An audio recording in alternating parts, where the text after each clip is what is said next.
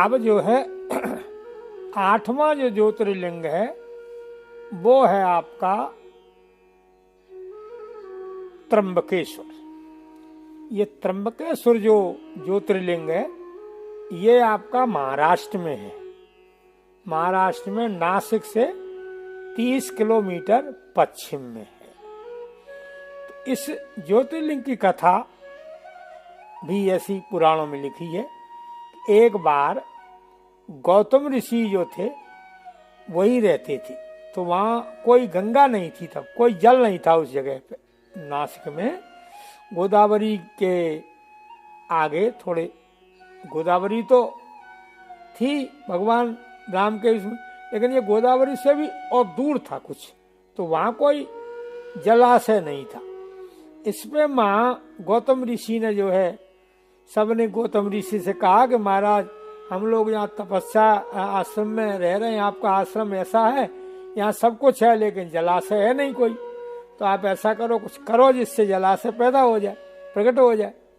तो उन्होंने कहा क्या करें, तपस्या कर रहे हैं, तुम भी करो। उन्होंने महाराज हम में इतनी शक्ति कहाँ है जो हम कर लें, आप में ज्यादा शक्ति है, आप कुछ करो। तो गौतम ऋषि ने जो है भगवान जो है शंकर की तपस्या की। भगवान शंकर की तपस्या की तो भगवान शंकर प्रकट हो गए। उन्होंने भैया बता क्या चाहिए तुम्हें।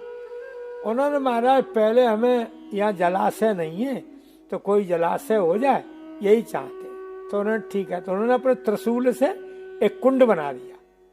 कुंड बना दिया और कहा इस कुंड में से कितना भी कोई जल निकाल ले, इस कुंड का जल कभी खत्म नहीं होगा, यहाँ से ही आप लोग अपने दिनचर्या चलाते रहना। कह करके शंकर जी स्तन अंतर ध्यान हो गए। अब वहां काम चलने लगा सब अपने ले। अब भैया गौतम जी ने वो तपस्या से जल निकाला था, कुंड बनाया था, तो गौतम का ही कुंड हो गया, वही उनके अधिकार में रहा, उनके आश्रम में था। अब यह देख करके और जो ऋषि पत्नियां थी वे आपस में जलने लगी, कहने लगी बताओ अब ये इनके आश्रम में ये कुंड हो गया है, अब ये किसी को पानी नहीं भरने देते। तो उल्टी सीधी बातें अपने अपने पतियों से बहकाने लगी, भड़काने लगी।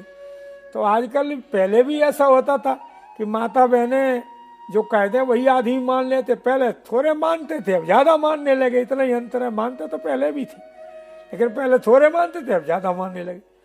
तो सब ऋषियों की पत्नियों ने अपने अपने पतियों को भड़काया और कहा महाराज गौतम ऋषि को यहाँ से भगाओ, कैसे कोई उपाय करो जो यहाँ से भग जाए, तो ये कुंड हमारे अधिकार में आ जाए।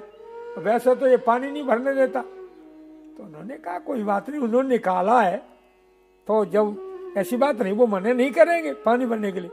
बोले नहीं, वो तो मना नहीं करते, लेकिन उनकी पत्नी जो अहिल्या है वो अपना ज्यादा अधिकार दिखाती है। तो भैया माता बहनों से ज्यादा चिड़ होती है, हाँ, औरत की दुश्मन होती। तो फिर हुआ क्या कि ज्यादा उनके जब ऋषियों के कान भरे तो उन्हें एक दिन एक माया करी। उन ऋषियों ने क्या किया, एक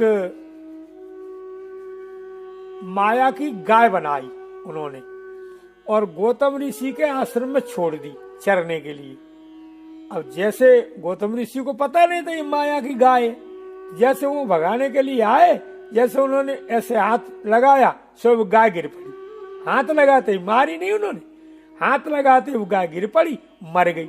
सारे ऋषि चिल्लाया गो हत्यारा, क्योंकि सबका तो षड्यंत्र ही था, कोई वैसी हत्या तो थी नहीं। उन्होंने कहा जाओ भाग जाओ यहाँ से, अब यहाँ तेरे रहने का अधिकार नहीं, भाग जाओ से। सब ऋषियों ने जब उन्हें ज्यादा किया तो वो आश्रम छोड़ दिया उन्होंने। और जाकर के दोबारा पूछने लगे भैया तो इसका प्रायश्चित कैसे होगा। बोला प्रायश्चित होगा, शंकर की तपस्या करो, भगवान शंकर की तुम करते हो उन्हीं की करो, और यहाँ जब गंगा आ जाए यहाँ तब ये पवित्र होगा, तब तुम्हारा ये प्रायश्चित होगा, तब ये गौ हत्या दूर होगी। उस गंगा जो शंकर जी के द्वारा निकाली जाए यहाँ, और तब उसमें स्नान करो, तब होगा पूरा। तब उन्होंने जो है तपस्या करी भगवान शंकर की तो पहले ही तपस्या करते थे। थोड़े दिन में शंकर जी प्रसन्न हो गए। उन्होंने कहा देखो गौतम तुम सीधे हो, तुम्हारे साथ में छल हुआ है, तुमसे गौ हत्या नहीं हुई, ये ऋषियों ने तुम्हारे साथ में छल किया है, धोखा किया है तुम्हारे साथ में, और हम इनको दंड देंगे सबको।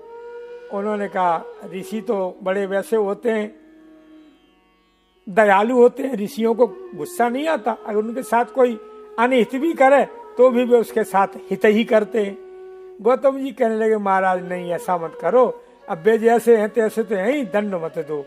अब यदि करते ही हो तो इतना कर दो कि आप अपनी वहाँ जल की वो है हमारे एक कुंड से ही जलन होती है, तो आप ऐसा करो गंगा नाम वहाँ अपनी जो गंगा धारा वहाँ छोड़ दो।